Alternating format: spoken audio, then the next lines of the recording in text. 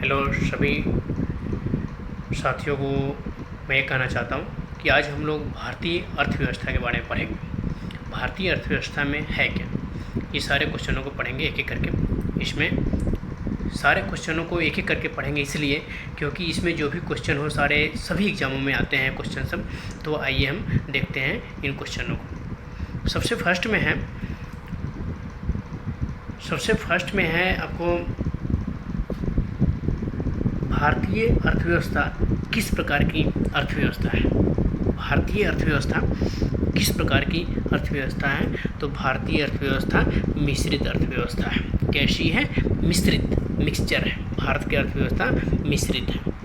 2 number, मिश्रित अर्थव्यवस्था का क्या अभिप्राय, इसका मतलब क्या है? भारतीय अर्थव्यवस्था में जो मिश्रित अर्थव्यवस्था है इसका आशय क्या है? 2 आंसर है, सरकारी और निजी क्षेत्र का सहअस्तित्व। इसी को मिश्रित अर्थव्यवस्था कहा जाता है। सरकारी और निजी क्षेत्रों का सहअस्तित्व को मिश्रित अर्थव्यवस्था कहा जाता है। अगला क्वेश्चन, आर्थिक विकास के दृष्टिकोण से भारत की गिनती किस में होती है? भारत की गिनती विकासशील राष्ट्र के रूप में होती है। विकासशील, विकसित में हो गया अमेरिका, जर्मनी, ये सब अमेरिका, चीन, ये सब विकसित राष्ट्र है और भारत विकासशील। प्रश्न संख्या 4, भारतीय अर्थव्यवस्था कौन सा क्षेत्र सकल राष्ट्रीय उत्पाद में सबसे अधिक योगदान करता है? तृतीयक क्षेत्र। तृतीयक क्षेत्र जिसमें सेवा क्षेत्र भी आता है। क्वेश्चन नंबर 5, बंद अर्थव्यवस्था यानी क्लोज इकोनॉमी जो होता है, क्लोज इकोनॉमी वह अर्थव्यवस्था है जिसमें न तो निर्यात होता है और न ही आयात होता है, वो क्लोज इकोनॉमी कहलाता है। एक तरह समझो गेट बंद हो गया, न इधर से आदमी जा सकता है और ना ही उधर से आ सकता है। प्रश्न संख्या 6, भारत की कुल श्रम शक्ति का लगभग कितना भाग कृषि में लगा हो? ये करंट अफेयर्स टाइप क्वेश्चन है, इसमें आगे पीछे भी हो सकता है, इसीलिए आपको इसको इग्नोर करके चलना होगा। इसमें करंट अफेयर्स में आएगा ये सब। क्वेश्चन नंबर 7, भारत में अधिकतम बेरोजगारी है, कैसी बेरोजगारी है? अधिकतम संरचनात्मक बेरोजगारी है। अधिकतम कैसी है? संरचनात्मक। क्वेश्चन नंबर 8, भारत में बेरोजगारी के आंकड़े एकत्रित एवं प्रकाशित कौन करता है? तो ये करता है आपको NSSO, national sample survey of organisation. NSSO, national sample survey of organisation. भारत में बेरोजगारी की किस्म कैसी पाई जाती है? इनमें से सभी, चक्रीय बेरोजगारी, संरचनात्मक बेरोजगारी और ग्रामीण अल्प बेरोजगारी। क्वेश्चन नंबर 10, कृषि में मूलतः किस प्रकार की बेरोजगारी की प्रधानता देखने को मिलती है? अदृश्य बेरोजगारी। अदृश्य मतलब छुपा हुआ। क्वेश्चन नंबर 11, कृषि में बेरोजगारी का स्वरूप देखने को मिलता है कैसा? कृषि में तो सभी टाइप मिलता है, मौसमी बेरोजगारी, संरचनात्मक बेरोजगारी, घर्षणात्मक बेरोजगारी। क्वेश्चन नंबर 12, अक्षण बेरोजगारी का क्या अर्थ है? क्षण बेरोजगारी का अर्थ है आवश्यकता से अधिक लोगों का कार्यरत होना। नेक्स्ट है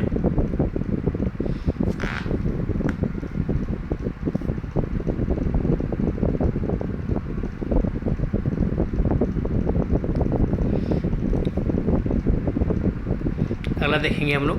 क्वेश्चन नंबर 12, प्रच्छन्न बेरोजगारी का मतलब हुआ आवश्यकता से अधिक लोगों का कार्यरत होना। प्रश्न संख्या 13, भारत में ग्रामीण क्षेत्रों में कौन सी बेरोजगारी सर्वाधिक पाई जाती है? तो ग्रामीण क्षेत्रों में सबसे अधिक दोनों, यानी कि दोनों पाई जाती हैं। सर्वाधिक मौसमी बेरोजगारी, अदृश्य बेरोजगारी, इसमें से दोनों टाइप पाई जाती है। वर्तमान समय में देश में किस प्रकार की बेरोजगारी समस्या बहुत गंभीर समस्या बनी हुई है? वर्तमान समय में शिक्षित बेरोजगारी, यानी कि देख रहे हैं ना आजकल शिक्षित जो एजुकेशन ले भी चुके हैं और उनको कोई नौकरी नहीं लग रही, तो शिक्षित बेरोजगारी। प्रश्न संख्या 15, राष्ट्रीय ग्रामीण विकास संस्थान कहाँ है? इसका आंसर क्या हो जाएगा? Hyderabad. Answer B, Hyderabad. Next page,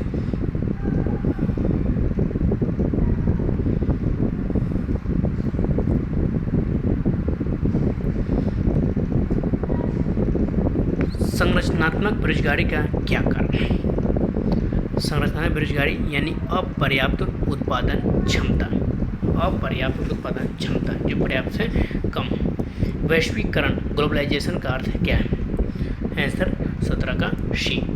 घरेलू अर्थव्यवस्था का वैश्विक अर्थव्यवस्था के साथ एकीकरण वो वैश्वीकरण कहलाता है। क्वेश्चन नंबर 18, योजना आयोग गरीबी रेखा का निर्धारण पोषण आवश्यकताओं के आधार पर निर्धारित करता है। इसके अनुसार ग्रामीण क्षेत्रों में 2400 कैलोरी प्रतिदिन से कम प्राप्त करने वाले लोग गरीबी रेखा के नीचे माने जाते हैं, और नगरीय क्षेत्रों में कितना कैलोरी प्राप्त करने माने जाते हैं? तो नगरीय क्षेत्रों में 2100 कैलोरी। योजना आयोग के अनुसार नगरीय क्षेत्रों में 2100 कैलोरी से कम यानी 2100 कैलोरी प्रतिदिन से कम प्राप्त करने वालों को गरीबी रेखा में माना जाता है, और ग्रामीण क्षेत्रों में 2400 कैलोरी। क्वेश्चन नंबर 19, योजना आयोग किसके सर्वेक्षणों के आधार पर निर्धनता रेखा के नीचे के लोगों को आकलन करती है? किसके आधार पर? योजना आयोग राष्ट्रीय नमूना नेशनल सैंपल सर्वे ऑर्गेनाइजेशन के आधार पर, NSSO यानी हिंदी में ऐसा है राष्ट्रीय नमूना सर्वेक्षण संगठन। क्वेश्चन नंबर 20, राज्य एवं राष्ट्रीय स्तर पर गरीबी का अनुमान लगाने के लिए योजना आयोग किसके सूत्र का प्रयोग करती है? किसके सूत्र का प्रयोग करती है? DT लाकड़ावाला, DT लाकड़ावाला का फॉर्मूला का सूत्र का प्रयोग करती है। अंत्योदय कार्यक्रम का उद्देश्य क्या था? अंत्योदय कार्यक्रम का उद्देश्य था गरीबों में सबसे अधिक गरीब की मदद करना, सबसे अधिक गरीबों को मदद करना।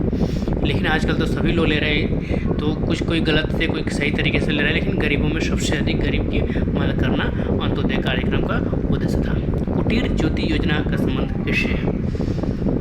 यानी कि ग्रामीण क्षेत्रों में गरीबी रेखा से नीचे जीवन यापन करने वाले परिवारों को विद्युत सुविधा उपलब्ध कराना, इलेक्ट्रिक सुविधा उपलब्ध कराना कुटीर ज्योति योजना का उद्देश्य।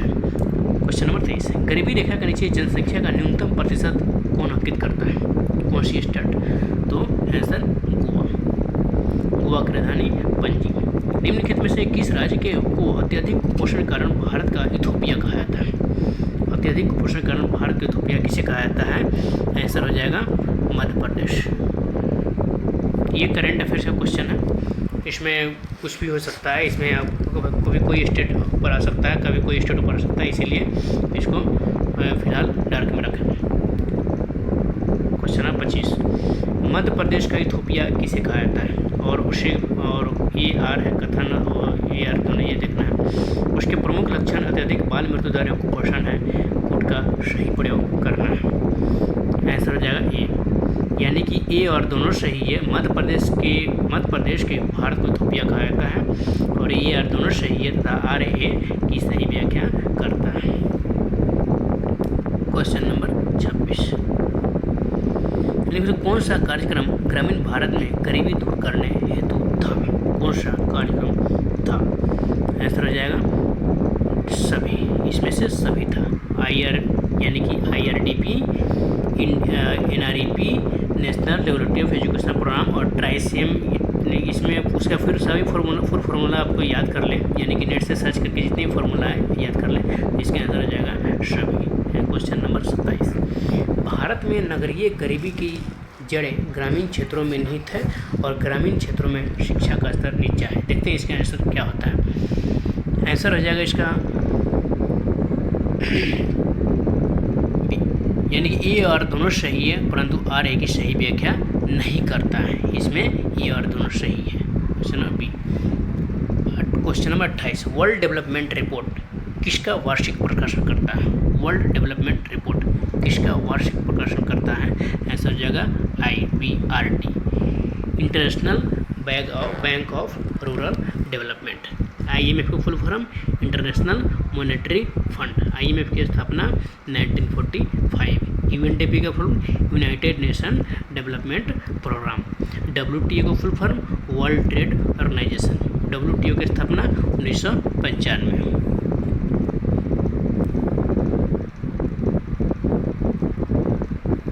क्वेश्चन नंबर 29, मानव विकास सूचकांक HDI किस अर्थशास्त्री की देन है?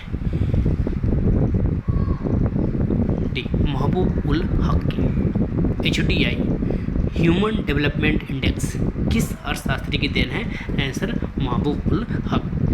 क्वेश्चन नंबर 30, निम्नलिखित में कौन सा मानव विकास सूचकांक का हिस्सा नहीं है? सकल नाम निवेश दर, सकल नाम निवेश दर। क्वेश्चन नंबर 31, मानव विकास सूचकांक AGDI एक संयुक्त सूचकांक है, किसका?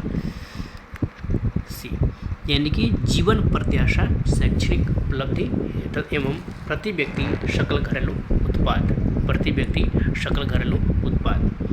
क्वेश्चन नंबर 32, राज्य स्तरीय मानव विकास रिपोर्ट जारी करने वाला प्रथम राज्य कौन है? मध्य प्रदेश, मध्य प्रदेश राजधानी भोपाल।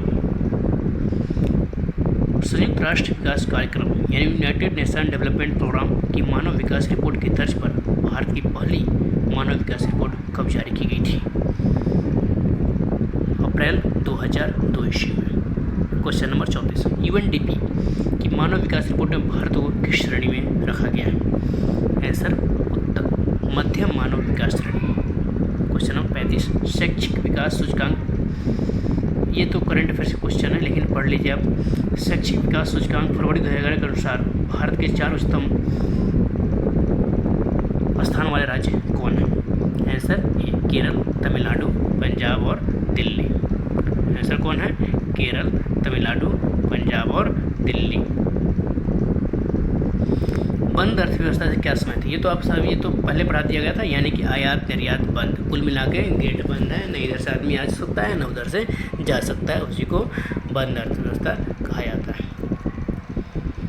क्वेश्चन नंबर 37, प्रच्छन्न बेरोजगारी की विशेषता क्या है? कृषि, कृषि। क्वेश्चन नंबर 30, किसी देश का आर्थिक विकास किस पर निर्भर करता है? आर्थिक विकास तो सभी पे करना चाहिए, यानी कि डी सभी पे करता है, सभी पे पूंजी निर्माण पे भी करता है, प्राकृतिक संसाधन पर करता है और बाजार के आकार पर भी करता है।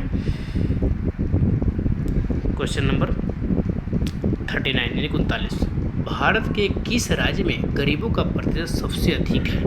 आंसर तो बिहार है इसका, लेकिन उड़ीसा दिया है, वर्तमान में बिहार ही है। भारत में निर्धनता के स्तर का आकलन किया जाता है, किस आधार पर किया जाता है?